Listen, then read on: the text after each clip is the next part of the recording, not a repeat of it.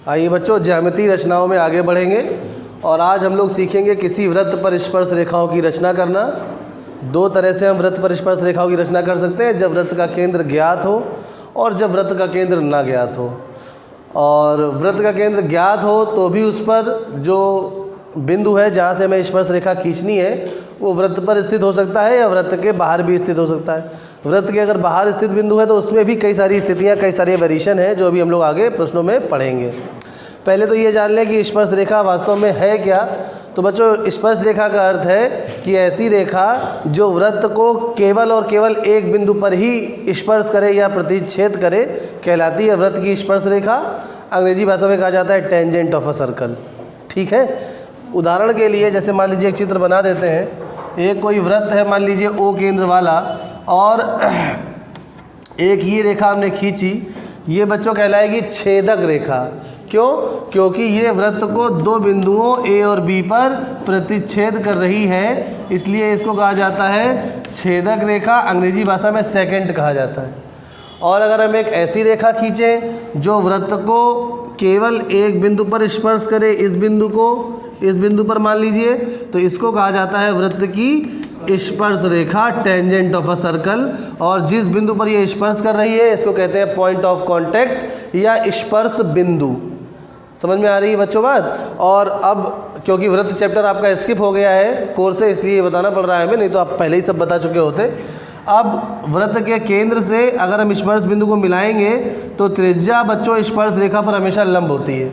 वृत्त की त्रिज्या सदैव स्पर्श रेखा पे लंब होती है। इसका डेरिवेशन भी है। अगर कोर्स समाप्त हो जाएगा तो वृत्त चैप्टर हम पढ़ाएंगे आपको, तो ये सब कुछ करवाएंगे। अभी फ़िलहाल के लिए आपको रचनाएं पढ़नी है। तो स्पर्श रेखा का मतलब आपको समझ में आ गया कि वह रेखा जो वृत्त को केवल और केवल एक बिंदु पर ही स्पर्श करे कहलाती है वृत्त की स्पर्श रेखा। मतलब एक रेखा और एक वृत्त है एक ही समतल में, तो क्या क्या स्थितियाँ हो सकती हैं। एक स्थिति ये हो सकती है कि रेखा अलग है और वृत्त अलग है। एक स्थिति ये हो सकती है कि रेखा वृत्त को दो बिंदुओं पर काटे, तो उसका नाम हो गया छेदक रेखा। और अगर केवल एक बिंदु पर स्पर्श कर रही है या प्रतिच्छेद कर रही है तो उसका नाम क्या हो गया? स्पर्श रेखा या टेंजेंट। समझ गए सभी लोग स्पर्श रेखा होती क्या है? चलिए, तो अब जो कोर्स में है उसको पढ़ते हैं सीधे सीधे कि वृत्त पर स्थित किसी बिंदु से आप स्पर्श रेखा वास्तव में कैसे खींचेंगे। कि अगर कोई एक बिंदु दिया गया है वृत्त पर स्थित तो उससे आपको स्पर्श रेखा खींचनी है। तो इसका कोई प्रश्न अभी फ़िलहाल प्रश्नावली में नहीं दिखा हमें, तो अपने मन से एक उदाहरण ले लेंगे हम। तो हम किसी भी त्रिज्या का बच्चों एक वृत्त बना लेते हैं जल्दी से। तो मान लीजिए हमने ये केंद्र O ले लिया है और इस केंद्र O को केंद्र लेके किसी भी त्रिज्या का एक वृत्त ले लेंगे और एक वृत्त बना देते हैं। आपको जब एग्ज़ाम में प्रश्न आएगा तो मान लीजिए ऐसा आएगा, बोलेगा कि 4 सेंटीमीटर त्रिज्या का एक वृत्त खींचिए और इस पर कोई बिंदु A लीजिए और या P लीजिए और उस बिंदु से स्पर्श रेखा खींच दीजिए। तो अभी हमने आपको बताया था इसके ठीक पहले कि वृत्त की स्पर्श रेखा बच्चों त्रिज्या पर क्या होती है? लंब होती है। तो इसी की सहायता से हम एक स्पर्श रेखा खींचेंगे। मान लीजिए एक प्रश्न है जिसमें आपको वृत्त दिया गया है कितने भी सेंटीमीटर त्रिज्या का, और आपसे कहा गया है कि वृत्त पर स्थित कोई बिंदु मान लीजिए P है और इस बिंदु P से आप स्पर्श रेखा खींच दीजिए। तो कैसे आप स्पर्श रेखा खींचेंगे? सबसे पहला स्टेप O से P को मिला देंगे। O तो हमें ज्ञात होगा, वृत्त का केंद्र ज्ञात है, हम पढ़ ही रहे। जब वृत्त का केंद्र ज्ञात है तो वृत्त के केंद्र से जिस बिंदु से हमें स्पर्श रेखा खींचनी है उस बिंदु को मिला देंगे। पहला स्टेप या पहला चरण ये है। उसके पश्चात हम ये जानते हैं कि स्पर्श रेखा त्रिज्या पर लंब होती है, तो अर्थात बिंदु P से 90 अंश का कोण बनाती हुई एक रेखा खींचेंगे और वही वृत्त की स्पर्श रेखा होगी। समझ में आ रहा है सभी को? तो बिल्कुल आसान है ये बात।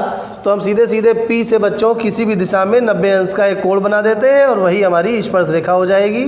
तो चलिए, P को केंद्र लिया, 90 अंश का कोण बनाना हम लोगों को सभी को आता है, फैमिलियर है हम लोग इससे। एक चाप लगाते हैं जल्दी से। इस P को थोड़ा अभी दोबारा लिख देंगे, जगह कम पड़ रही है। इस बिंदु को केंद्र लेंगे, अगला चाप,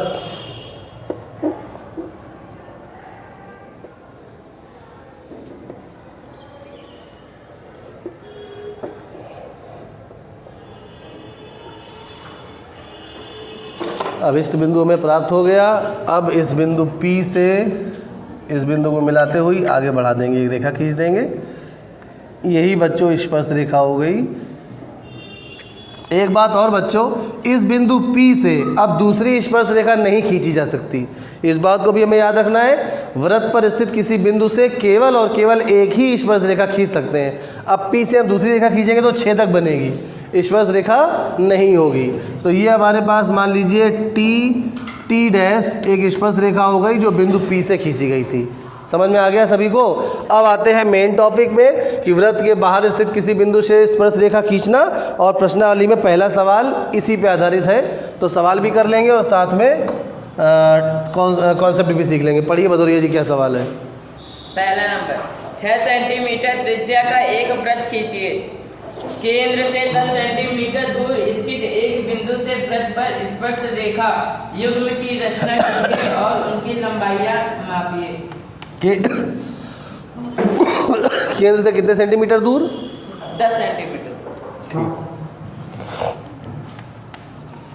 त्रिज्या बच्चों यहाँ पर दी गई है वृत्त की 6 सेंटीमीटर, R से हमने व्यक्त कर दिया है। P मान लीजिए वो बिंदु हमने ले लिया जहाँ से स्पर्श रेखा खींचनी है। तो OP 10 सेंटीमीटर है, वृत्त के बाहर कोई बिंदु O है। इसका रफ फिगर कुछ इस प्रकार से बनेगा, जैसे मान लीजिए ये वृत्त का केंद्र है और इसकी त्रिज्या 6 सेंटीमीटर है, ये केंद्र O है। P बाहर कोई बिंदु है जो O से कितने सेंटीमीटर पे है? 10 सेंटीमीटर पे। और बैठ जाइए और इस बिंदु P से स्पर्श रेखा खींचनी है। सबसे पहले हम क्या करेंगे, पहले रफ फिगर बना देते हैं, फिर हम खुद करके दिखाएंगे। सबसे पहले बच्चों OP को व्यास लेके एक वृत्त खींच लेंगे। OP को व्यास लेने का मतलब है हमें अब केंद्र चाहिए, तो OP का पहले लंबार्धक कर देंगे, तो ये बिंदु आ जाएगा केंद्र, और इस बिंदु से P तक की दूरी या O तक की दूरी को लेकर त्रिज्या एक वृत्त से खींच देंगे। OP को व्यास लेके एक वृत्त खींच दिया। ये वृत्त O केंद्र वाले वृत्त को जहाँ पे काटेगा वहाँ पे नाम दे देंगे A और B, फिर PA को मिला देंगे और PB को मिला देंगे। यही दोनों अभिष्ट स्पर्श रेखाएं बन जाएंगी। अब इसको हम करके दिखाते हैं तो आपको और समझ में आएगा स्टेप बाय स्टेप। देखिए ध्यान से। सबसे पहले हमें क्या करना है कि कोई केंद्र ले लेना है। मान लीजिए ये हमने कोई केंद्र ले लिया और इससे कितने सेंटीमीटर त्रिज्या का बच्चों वृत्त खींचना है? 6 सेंटीमीटर। तो प्रकार में हम दूरी भरते हैं ज़रा। 6 सेंटीमीटर अपने कंपास में रेडियस ले रहे हैं। ये हमने 6 सेंटीमीटर की एक रेडियस ले ली और अब हम एक वृत्त खींचेंगे O को केंद्र लेकर। चलिए थोड़ा ऊपर ले लेते हैं, इस बिंदु पर यहाँ O है।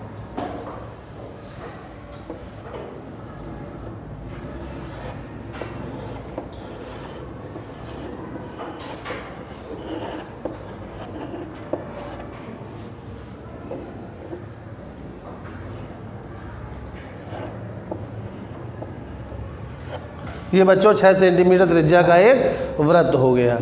इसके पश्चात कह रहा है कि इसके केंद्र से आप 10 सेंटीमीटर दूरी पर स्थित किसी बिंदु से इस वृत्त पर स्पर्श रेखा खींचिए।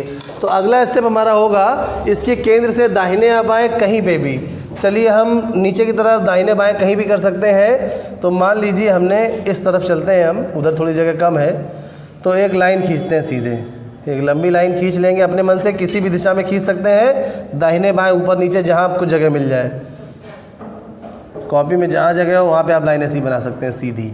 ये सीधी लाइन आपने बना ली और इसके पश्चात अब क्या करना है, ये वृत्त का बच्चों केंद्र था, त्रिज्या इसकी थी 6 सेंटीमीटर। जहाँ जगह मिले आप एरो बना के लाइन बना लीजिए और वो बिंदु P ढूंढना है हमें। P बच्चों केंद्र से कितनी दूरी पर है? 10 सेंटीमीटर पे। तो हम प्रकार में बच्चों क्या करेंगे, एक त्रिज्या भरेंगे कितने सेंटीमीटर की? हाँ बिल्कुल सही, 10 सेंटीमीटर की मान लीजिए हमने ये त्रिज्या भरी अपने कंपास में। और अब O को केंद्र लेंगे और एक चाप लगाएंगे जो इस रेखा को कहीं पे काटेगा और वो बिंदु हमें क्या प्राप्त हो जाएगा? ये बिंदु हमें प्राप्त हो गया P। ये P बिंदु हमें मिल गया। इसके पश्चात बच्चों क्या करना था, ये लाइन ज़्यादा लंबी हो गई, छोटी कर देते हैं। ये बिंदु P हमें प्राप्त हो गया, थोड़ा सुंदर भी लगना चाहिए चित्र। हाँ अब क्या है, अब हमें OP को व्यास मान के एक वृत्त खींचना है। तो OP को व्यास मान के वृत्त खींचने के लिए हमें व्यास का मध्य बिंदु क्या होता है? केंद्र। और व्यास के दोनों सिरों में से किसी भी सिरे पे एक नोक रख लेंगे प्रकार की या पेंसिल की, और केंद्र पे रख लेंगे मान लीजिए प्रकार की नोक, और व्यास के दोनों सिरों में से किसी एक पे रख लेंगे हम पेंसिल की नोक और एक वृत्त खींच देंगे। तो OP को व्यास मानकर एक वृत्त हो जाएगा। ये बात समझ में आ रही है ना? क्योंकि केंद्र व्यास का मध्य बिंदु होता है तो हमें वृत्त खींचने के लिए क्या चाहिए? केंद्र चाहिए। तो अब हम क्या करेंगे, अगला स्टेप OP का लंबार्धक करेंगे। तो OP का लंबार्धक करते हैं। तो लंबार्धक करना हम लोग पिछले कुछ वीडियो में सीख चुके हैं। आधे से अधिक दूरी लेनी है और 2 चाप लगाएंगे, एक ये ओ को केंद्र लेके पुनः बिना त्रिज्या बदले अब हम पी को केंद्र लेंगे, देखिए ध्यान से, और फिर से 2 चाप लगाएंगे इस प्रकार से कि वो पूर्व में लगाए गए चापों को किन्हीं बिंदुओं पर काटेंगे, इस तरह से। समझ में आ रहा है सभी को? और अब हम इन दोनों जहाँ पे चाप काट रहे हैं उस लाइन को मिलाते हुए आगे बढ़ेंगे, और इस बिंदु पर हमने रख लिया अपने पेंसिल की नोक को, ये स्केल है, और ऐसे डैश डैश करके एक लाइन खींचेंगे। बस हमें ये बिंदु मिल गया है, ये जो इस लाइन को ओपी को काट रही है लंबार्धक रेखा, यही वृत्त का केंद्र है। जो अब हमें केंद्र वृत्त बनाना है ओपी को व्यास मान के, ये उसका बिंदु मिल गया हमें।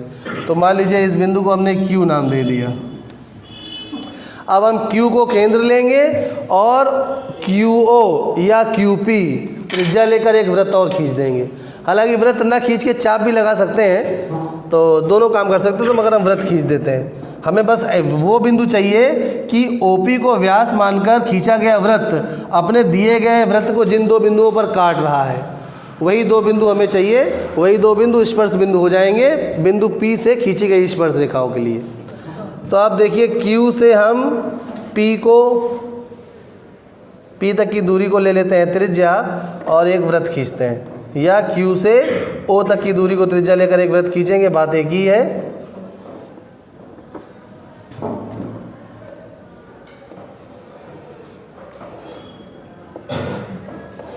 चाक भी नहीं साथ दे रही, चलिए कोई बात नहीं।